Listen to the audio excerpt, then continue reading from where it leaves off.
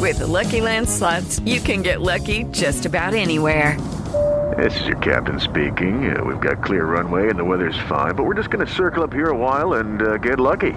No, nothing like that. It's just these cash prizes add up quick. So I suggest you sit back, keep your tray table upright, and start getting lucky. Play for free at LuckyLandSlots.com. Are you feeling lucky? No purchase necessary. Void where prohibited by law. 18 plus terms and conditions apply. See website for details. Hello and welcome. It is Eric Erickson here, the Eric Erickson Show. Glad to have you with me. The phone number is 877-97-ERIC, 877-973-7425. First of all, a quick programming note, actually a real thank you. Clark's Christmas Kids.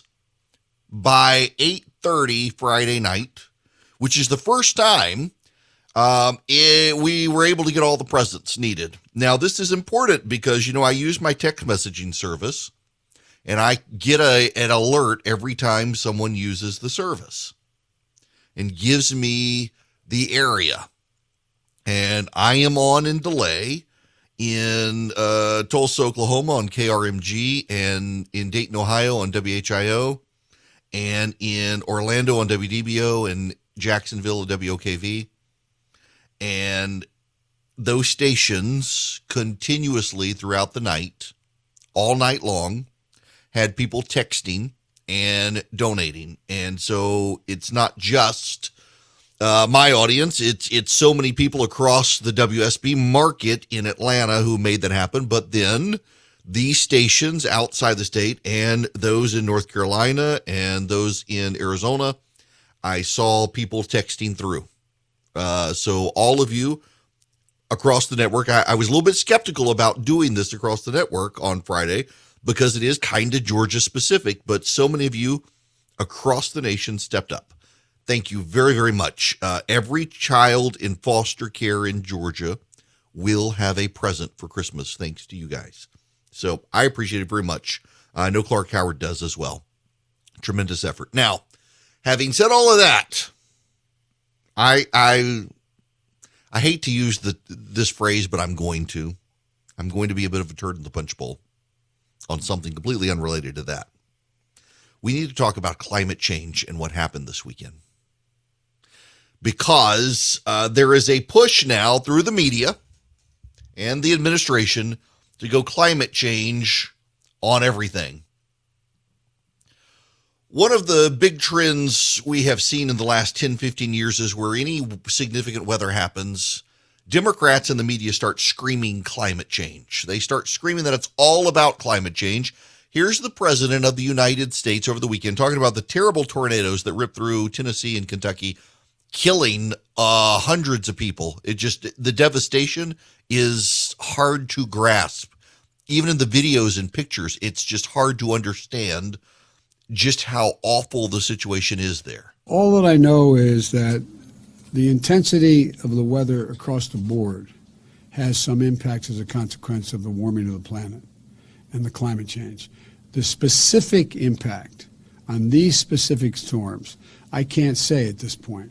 I'm going to be asking the EPA and others to take a look at that. But the fact is that we all know everything is more intense when the climate is warming. That was the President of the United States, and here's the FEMA director for the President of the United States. The governor of Kentucky called this the most devastating tornado event in his state's history. How unusual is it to see a storm this powerful this late in the year? I think it's incredibly unusual. We do see tornadoes in December. That part is not unusual. But at this magnitude, I don't think we've ever seen one this late in the year, but it's also historic. Even the severity and the amount of time this tornado or these tornadoes spent on the ground is unprecedented. You got that? There are rampant speculations that climate change had something to do with all of this. I want you to go back in the time machine 64 years. It is December 18th, my wife's birthday, 1957. 25 tornadoes tore through southern Illinois. 25. there were 3 EF1 tornadoes, 11 EF2 tornadoes, 8 EF3 tornadoes, 2 EF4 tornadoes, and 1 EF5 tornado, EF5 being the strongest, most powerful tornadoes. We are coming up on the 64th anniversary of that happening. This is not some sort of random anomaly in American history. It has happened, and people who have no sense of history tend to forget it. There has been an organized push over the past few years about climate change in this country, from the media to Democratic politicians. Here's what the Intergovernmental Panel on Climate Change, run by the United Nations, says, and this is a quote: attribution of certain classes of extreme weather, e.g. tornadoes, is beyond current modeling and theoretical capabilities. Trends in tornadoes associated with severe convective storms are not robustly detected in climate change models. Those are the facts. Those are the facts. But you don't hear that in the media. What you hear is denialism. Michael Mann is one of the biggest, loudest voices in climate change, has been for years, was on television. He wants censorship of people pointing out these sorts of facts, it sounds like. Here we saw nearly 100 people die from these unprecedented tornadoes. But if you look at the total impact of climate change around the world, wildfires, droughts, floods, heat waves, coastal inundation, climate change is already costing far more lives than COVID-19. It is deadlier. And so the denial of climate change is deadlier even than the denial of the basic science behind COVID-19. But here's the difference. There isn't a huge global lobby, the world's most powerful industry, wealthiest and most powerful industry, the fossil fuel industry, that has a stake in the COVID-19 debate. And he wants people silenced who are critics. Major media outlets are stepping up to silence critics. I think it's the Los Angeles Times won't allow someone considered a climate change denier to have access to their newspapers. Now, this is the very interesting twist. It's kind of like what they've done with language on COVID. You know, if you support vaccines but are opposed to mandates, the wokes who run the Merriam-Webster's dictionary have redefined anti-vax to mean someone who is not just opposed to vaccines, but supports vaccines, but opposes mandates. So you're anti-vaccine if you oppose mandates. Even if you support the vaccine, even if you got it yourself, you're considered anti-vax. In the same way, you're a climate change denier if you accept the climate is changing, but don't want to do what the left wants us to do about it. They've been doing this for a long time. You know, here's my problem with climate change. And by the way, let me go on record. I think the climate is changing. The climate always changes. I do think humanity has a role to play. There are 7 billion people on planet Earth. It is impossible for us not to play a role in a system-wide symbiotic relationship with the rest of the planet. It is impossible for us not to be playing a role. That does not mean, however, that we are the predominant factor. It does not mean there aren't other factors. It's a complicated system, and we base a lot of what we want to do, or a lot of what the governments want to do on climate change, based on computer models. I think we are involved in causing the climate to change. I do. I also don't care. I know you're supposed to care passionately about this issue. I don't care. I think our role is overstated by a bunch of antagonistic hysterics who think that we have to scare ourselves into carrying out their agenda so that they can get government funding. I think there are things we can do, responsibly should do, but here's the problem. If we all hold our breath and die tomorrow in the United States and we shut down the entire U.S. economy, you know what? China, Russia, India, Brazil, the BRIC nations, BRIC, Brazil, Russia, India, China, they will continue to output so much into the atmosphere as to offset our cessation of existence. So why should we give up our existence when it's not going to do anything? We can't make China stop, and we can't trust China to do the right thing. All the time, China says they're going to do something, and they lie continuously. Really, you're going to keep African countries poor so they don't get air conditioner, to hold them back so they don't contribute. That's not going to last long. So how about adaptation? We're supposedly an adaptable, evolving species. The supposed scientists who tell us the world is warming tell us we're an adaptable species, so adapt. If you think the sea is rising, well, look at the Netherlands, build seawalls. You think the world is warming? Well, you know what? It's actually good for crops. You think global cooling is a good idea? Look how many more people die every year of cold than warming. Look at what's happening in Europe. I mentioned this last week. Europe has an energy crisis. They have moved so quickly to renewable energy, it has driven up their costs to the point where they're thinking of, in some cases, having to reopen fossil fuel plants, but also making them dependent on Russian natural gas. We pay, on average, 90 megawatt hours of power in this country. France and Germany are about to pay over $450 dollars per megawatt hour of energy. It's going to hurt poor people. In fact, every solution that the left comes up with to fight climate change hurts the poor. The wealthy can put their solar panels on their roofs and build their windmills in their backyard and buy their Teslas. You can't. And every time there's a weather event, every time people die, the Democrats rush out to blame all of you, me, and the Republicans for being climate change deniers. I don't deny the climate is changing. I just don't care. I think we have to adapt. I think we can't give up our lifestyle, because here's one of the things people forget. In the 1970s, it's true. It is very true. In the 1970s, it was global cooling, not global warming. They say, oh, our bad, we made a mistake. It's global warming now. But you know what? They've changed from global cooling to global warming. It's just very interesting to me that the solutions to stop global warming are exactly the solutions they came up with to stop global cooling. Why is that exactly? It is a documented historic fact that in the 1980s, the Soviet Union funded a lot of Western environmentalist groups that were seen as anti-capitalist in their solutions. They don't have the Soviets around now. Now they've got Hollywood to fund their anti-capitalist regimes. And from the 1970s in global cooling to the 2000s in global warming, their solutions are always the same. The West must cease to exist on capitalism and the free market.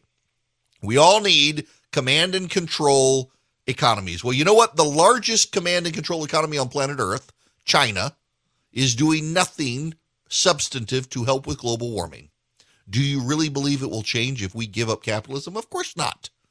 Of course not. Maybe the problem really isn't they're super worried about climate change.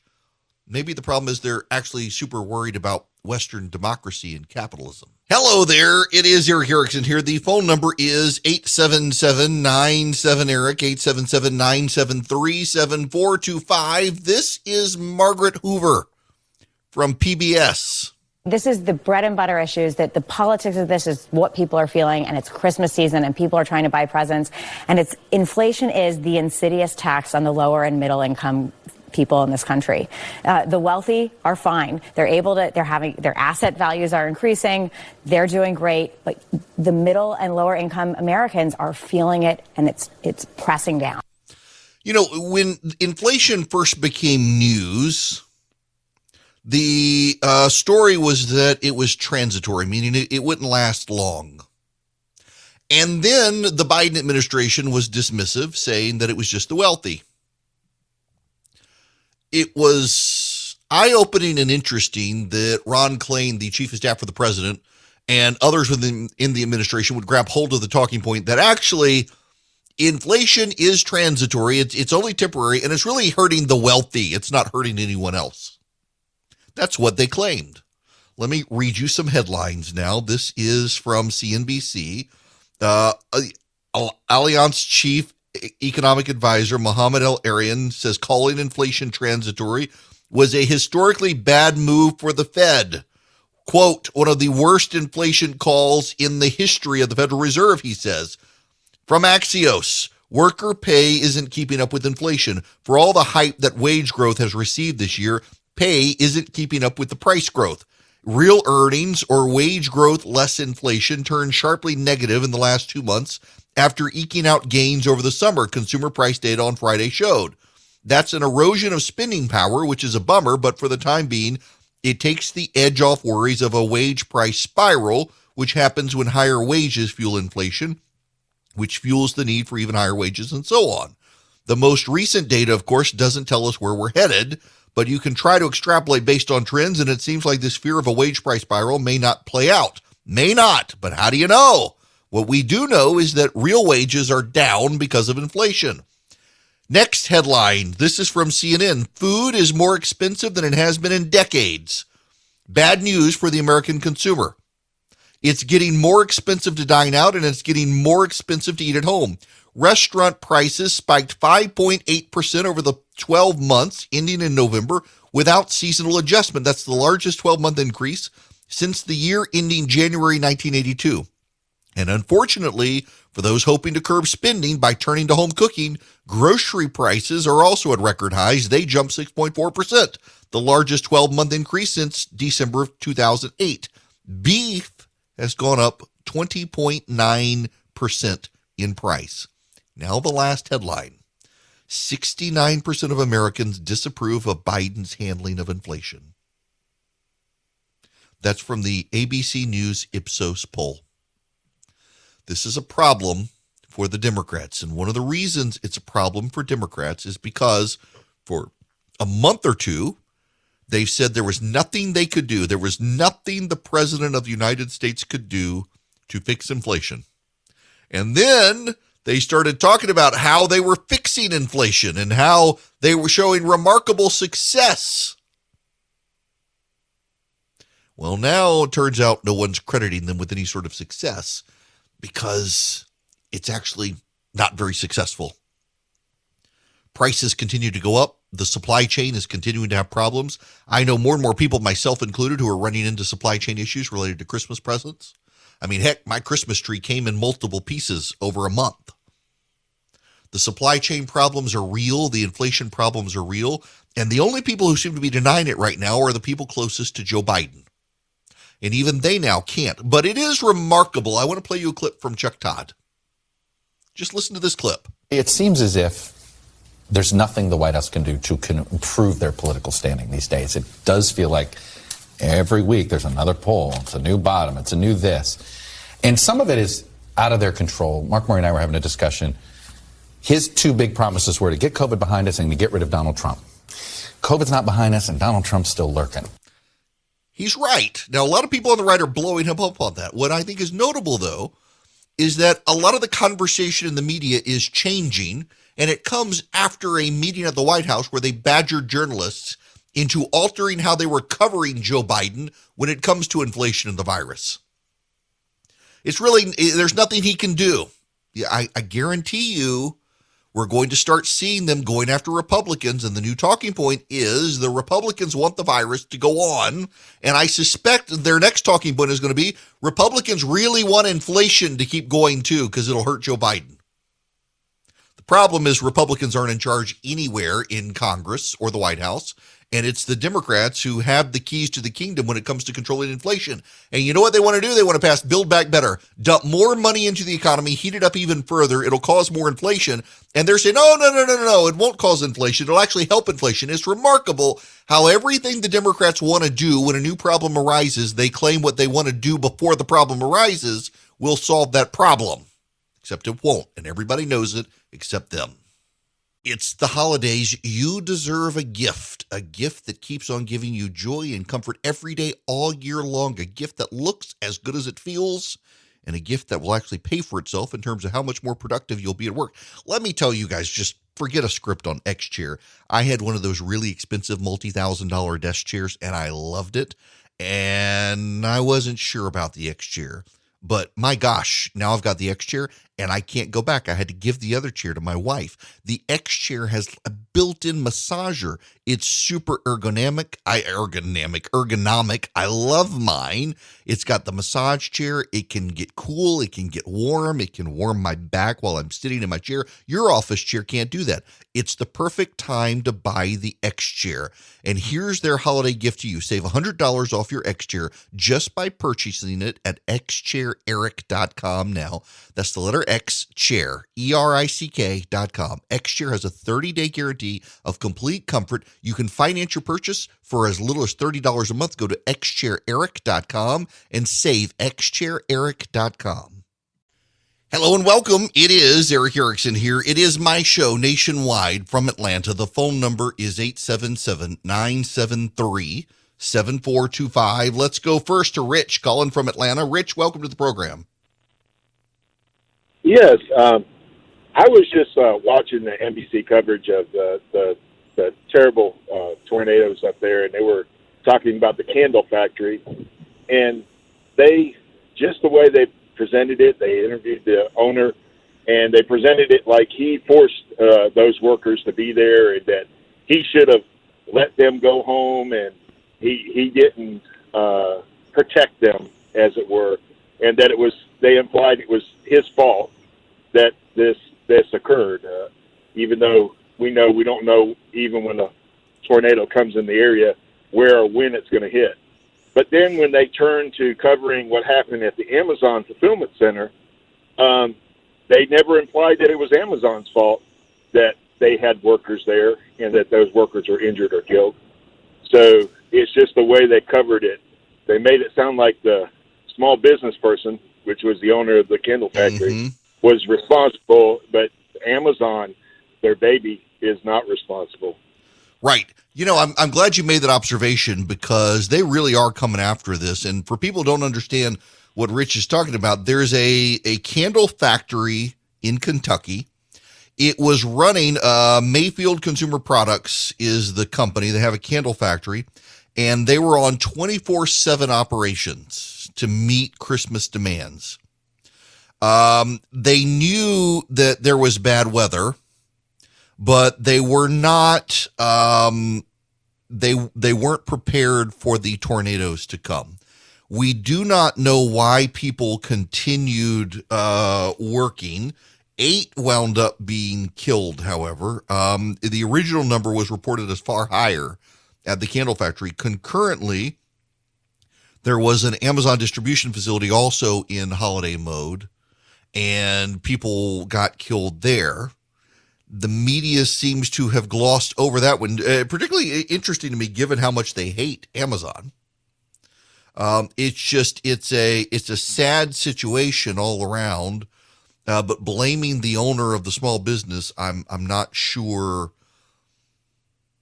I'm not sure why they go there, but they did. And I guess it's some level of media bias. Now originally, one of the reasons there was such a random conflation of events is there are around 100 or so deaths in Kentucky from these tornadoes. There were 110 people who were working second shift at that candle factory making candles for the largest brands. And the tornado came through, devastated the community.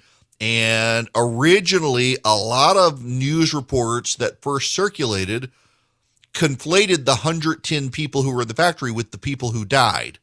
And it actually turns out only 8 people were killed in the factory. There are 8 missing from the tornado. They're working, so they're potentially 16, but it's dramatically different. It's dramatically different from where it was the initial reports. It's sad to see so much antagonism over a small business that stayed open to meet consumer demand. But of course, this is kind of typical for what we've seen on even the supply chain crises, where in trying to defend the Biden administration, the press's response is to largely say, well, it's your fault that there's a supply chain problem because you're buying too much. Time and time again, that's what happens. All right, to the phones we go. John and Fitzgerald, welcome to the program. Hey, Eric, can you hear me? I can hear you. All right, Eric, I'm a big fan. I think you're a very smart person. But let me just say this. 4 years ago, you were very tough on Donald Trump, and do you feel bad about that now? No. I'm glad I was wrong. I'm glad I was wrong. That's why I supported him in 2020. But no, I still think character counts. And I wasn't a fan of either Hillary or Trump in 2016, but he proved me wrong. Then you pick the lesser of the two poisons, man. That's just you're into wisdom and being a smart guy. You pick the lesser of the two poisons. Is that not how it works? Well, I chose not to take any poison. Oh, okay. Well, that's a dream world. I mean, you're a smart guy, Eric Erickson. You're an intelligent man, and I enjoy listening to you. But in the final analysis, the tack that you chose, that's a salient terminology, obviously. The tack that you chose was not going to be as helpful to to this country as the one you chose where you decided to go with the establishment. Well, so I didn't go with the establishment either, John. So I did. I went third party in 2016, and Trump was able to get elected without me. And in 2020, I actually said the reason I was going with Trump in 2020 was because in 2016 I'd gone third party. He was able to get elected without me. It was very clear to me that I was in the minority, and as I always tell people, know when you're in the minority, even when you think you're right. So in 2020 came around, and it was him versus Joe Biden. And I said it. I mean, I told him, we had regular conversations about this.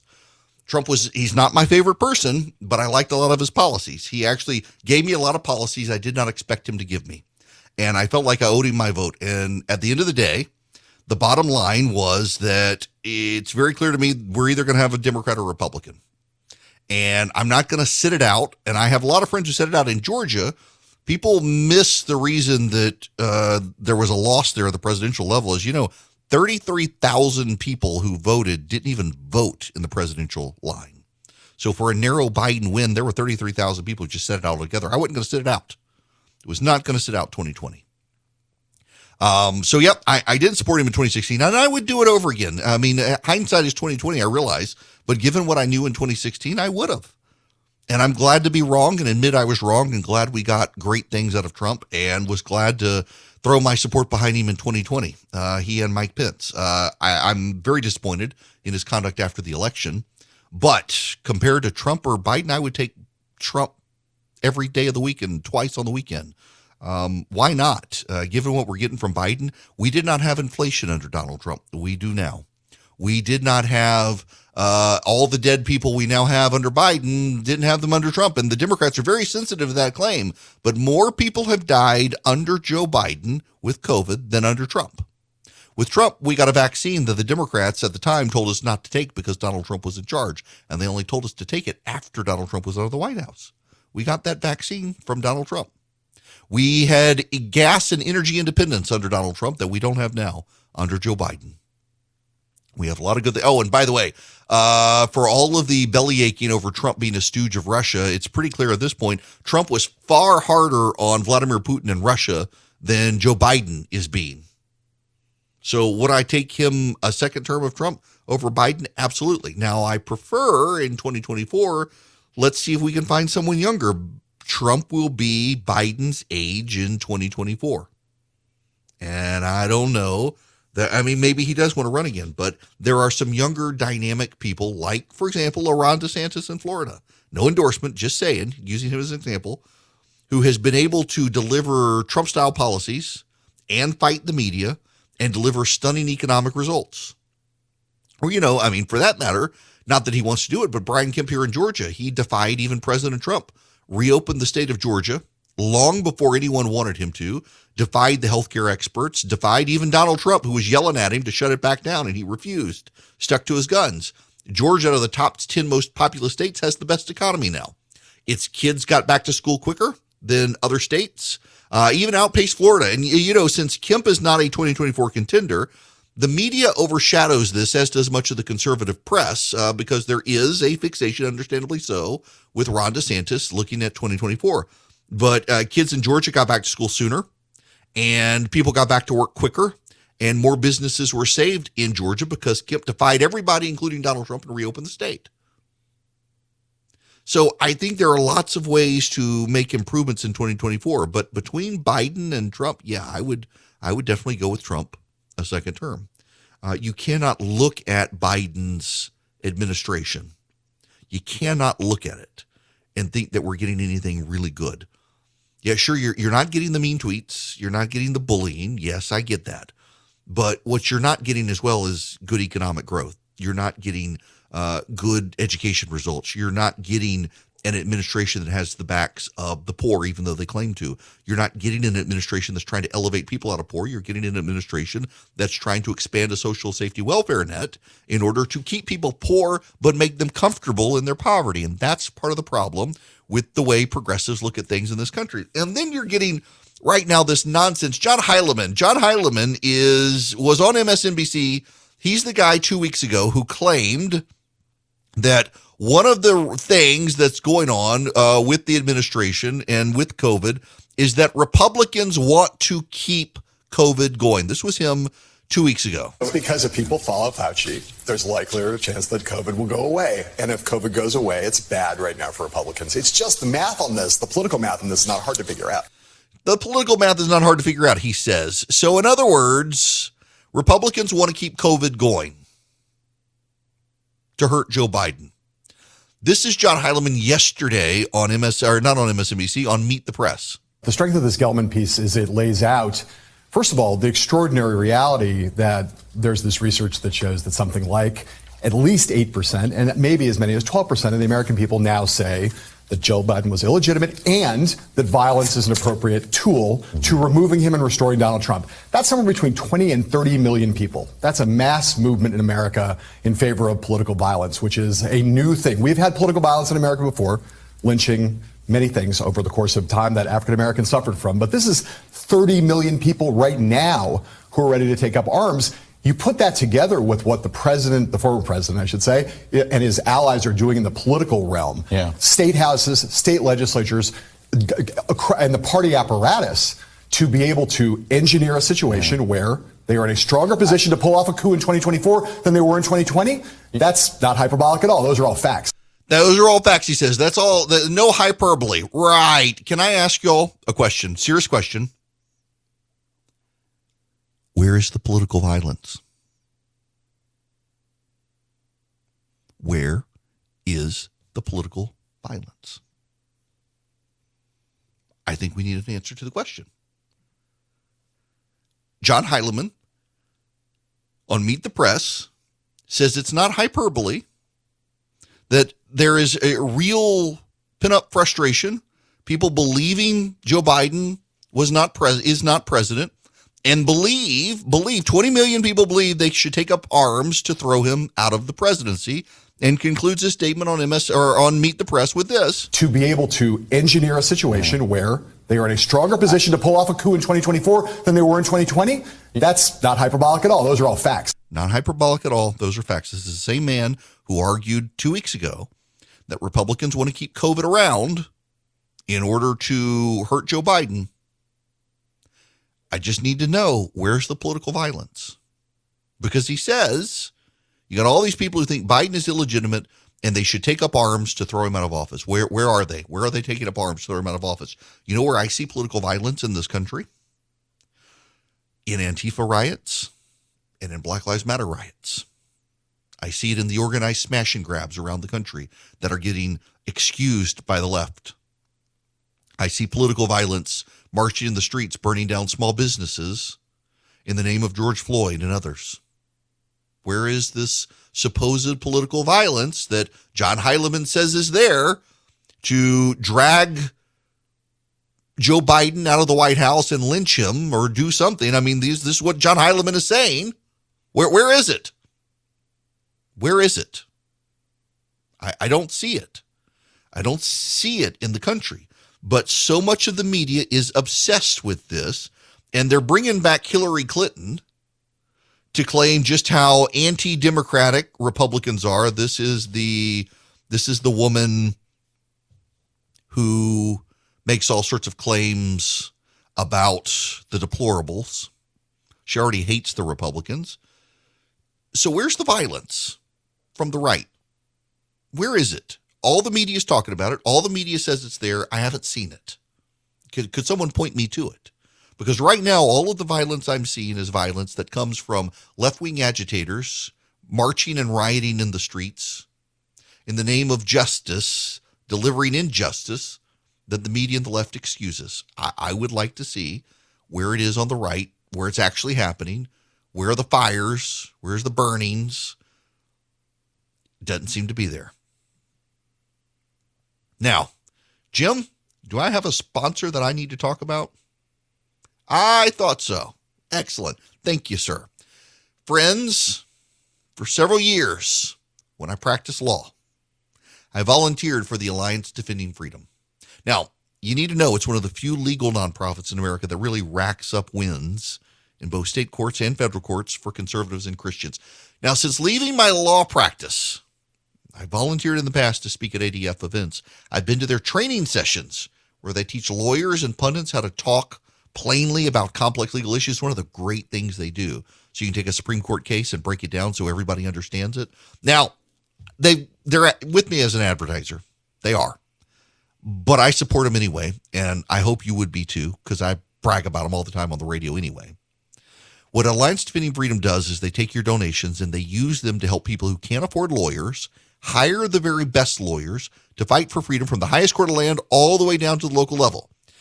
ADF has received a matching grant, so all new donors will have their gifts matched to help in the defense of freedom. What you do is go to adflegal.org/Erickson. That's adflegal.org/ERICKSON. You'll see my face. I'm sorry. You'll see my face. You can donate today. adflegal.org/Erickson. Hello there. It is Eric Erickson here. The phone number is 877-97-ERIC, 877-973-7425. If you wish to be on the program, glad to have you with me. Y'all, Andrew Cuomo is gone. Now Chris Cuomo is gone. And now Chris Cuomo's producer at CNN, this story just doesn't make any sense to me. Because I have an idea of what people at CNN make because I used to work there years ago. Chris Cuomo's producer was apparently grooming young girls and sexually abusing them, including a 9-year-old who he apparently convinced her mother that the girl needed someone to essentially get her used to it. It's just a horrific, bizarre story that flew him across state lines, paid him money, put him in a Tesla, had him at his second home. How there's got to be more than, how does this guy have that line of money? How does this guy have that much money? It just seems that maybe there's something else going on. And, you know, this comes at a time that you got the Atlantic saying there's no such thing as child trafficking in this country. But how does a CNN producer afford to drop several $1,000s repeatedly for child sex trafficking, have a second home he paid $1.8 million for, plus a Tesla? Leave some questions that need to be answered. Now, I want to tell you, as we close out the year, Omaha Steaks has the perfect gift for you guys. For $99.99, it's a 60% savings now. You get 4 bacon wrap fillets, 4 boneless chicken breasts, 4 Omaha Steak burgers, 4 gourmet jumbo franks, 4 caramel apple tartlets, a jar of Omaha Steak seasoning, and 8 Omaha Steak burgers added for free, plus something new, the Steakhouse hash browns from Omaha Steaks. We've had scallop potatoes in the past. These hash browns are fantastic. You need to give them a whirl. What you do is you go to omahasteaks.com and you put Eric in the search bar. You have the bacon wrap place. We actually had the Omaha Steak burgers again last night. So go to omahasteaks.com, put Eric in the search bar. You get the perfect gift. It's $99.99. It's 60% savings, and you get a pile of food plus 8 of their burgers for free. omahasteaks.com, Eric in the search bar. And you thought these last 2 years were crazy. Welcome to 2022. It's coming up and nothing makes sense still, especially in business. If you're a small business owner, good luck getting financing from a big bank right now. I can offer you a fantastic solution if you're looking for $750,000 or more in financing for your business. First Liberty Building and Loan. Let's say you want to buy a new building, or you want to refi existing debt, or you want to buy a company. Basically, you see opportunity for your business to grow, but you've hit a wall with the mega banks getting financing. That's where First Liberty Building and Loan and my friends, the Frost family, come in. They solve small business financing problems better than anyone I've ever seen. They say yes, where big banks say no. It's that simple. Look, just do this. Spend 10 minutes with them. Call them, First Liberty Building and Loan. Say Eric sent you. In 10 minutes, you'll know if you're a good fit for their program. Go to firstlibertyga.com. That's firstlibertyga.com. They help small businesses nationwide in all 50 states. firstlibertyga.com. With the Lucky Land Slots, you can get lucky just about anywhere. This is your captain speaking. We've got clear runway and the weather's fine, but we're just going to circle up here a while and get lucky. No, nothing like that. It's just these cash prizes add up quick. So I suggest you sit back, keep your tray table upright, and start getting lucky. Play for free at LuckyLandSlots.com. Are you feeling lucky? No purchase necessary. Void where prohibited by law. 18+ terms and conditions apply. See website for details.